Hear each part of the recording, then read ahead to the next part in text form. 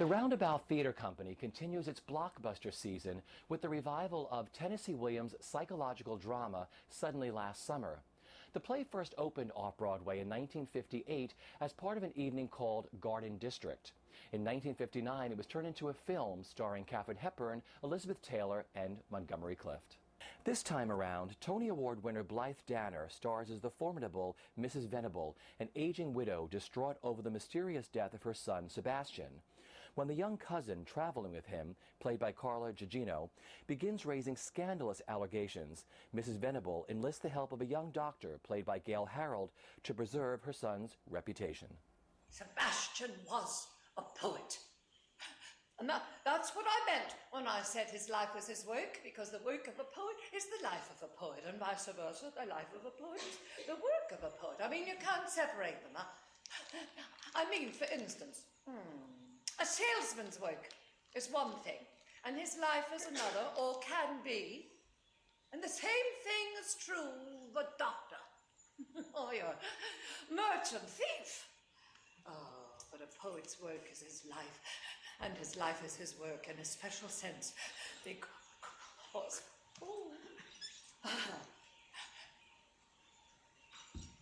I've already talked myself breathless and dizzy. You know, I've always had such an affinity for Williams, always, and have been fortunate enough to play at 3 of his women, and just, there's something that he fills that very few playwrights can. You know, he really transports you to a world that's full of conflict and joy and grief and sort of all the colors.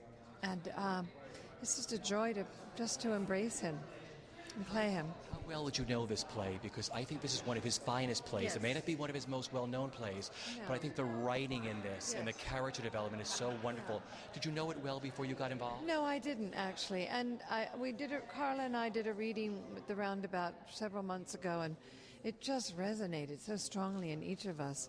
I think that he loved this play, I think, more than any other, or at least he said he really loved it because, I don't know if Carla or whether you'd read it, but he wasn't allowed to have, he was in analysis, and he wasn't allowed to have sex, and he wasn't allowed to write.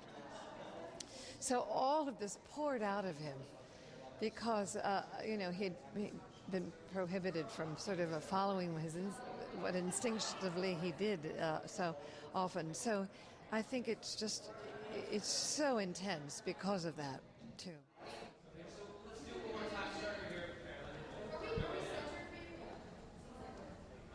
It's a very strange play.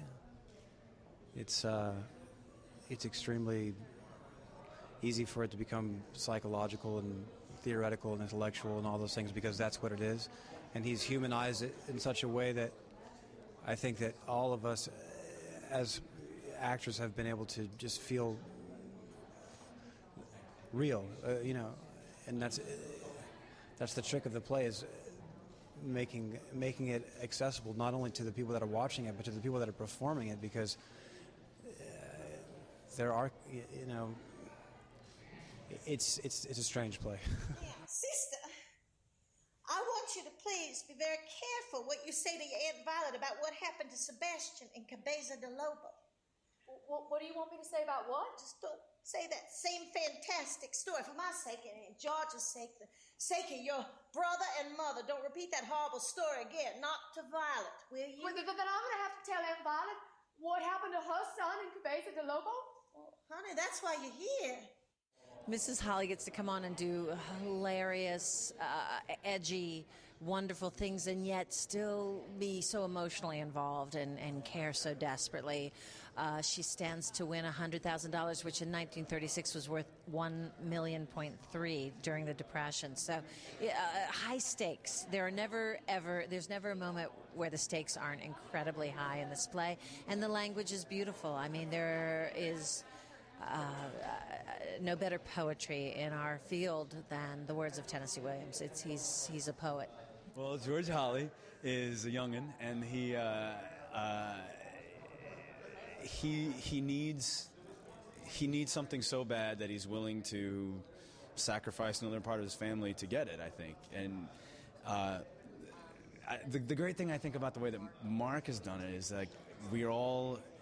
It's not camp. We're all humans. We're all basic human. Like we're humans that have gotten down to their basic needs. And I think that when you, I don't know, to borrow a phrase from Doug Wright, if you find the beating heart of any story, it's going to make sense and it's going to touch people, audience members, in a way.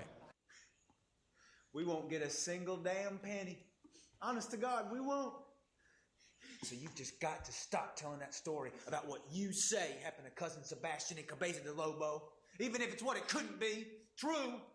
You got to drop it, sister. You can't tell such a story to civilized people in a civilized, up-to-date country. Kathy, why did you invent such a tale? But, Mother, I didn't invent it. I know it's a hideous story, but it's a true story of our time and the world we live in and what did truly happen to Cousin Sebastian and Cabeza de Lobo. What's incredible about a great playwright is that the more you do it and the more you read it, the better it gets, which is incredible. I mean, I think it's a testament to great writing. At first, I thought, this is, it's a very specific structure, and it's a very personal play to him, and he's written these amazing characters, and all of those things were clear to me at the beginning. But I actually think it's sort of genius now. Like, I really have actually, each performance, I find a line or a moment that is just, that I discover that I didn't see before. And it's interesting, there'll be a line that I'm having a problem with or feeling like, why am I not connecting with that? And I'll look at it again and I'll go, oh, there's a dash there. That's why. It's really interesting. I mean, he was just such a phenomenal writer, and I feel so blessed to play this part. It's been really exciting to watch this play with an audience because I think it's very demanding because you really have to listen to it. There's not a lot of physical action. There's not. It's a very verbal play with a lot of big set pieces, a lot of big verbal arias, and audiences have been very captivated by it, I think, and very attentive, and have really stuck with it, and have been very, very still.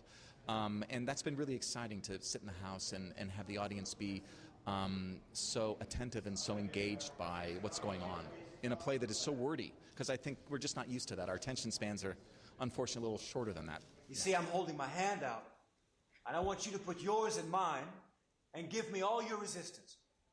Pass all of your resistance out of your hand into mine. Here's my hand, but there's no resistance in it. You are totally passive. Yes, I am. You will do what I ask. Yes, I will try. You will tell the true story. Yes, I will. The absolutely true story. No lies. Nothing not spoken. Everything told exactly. Everything exactly.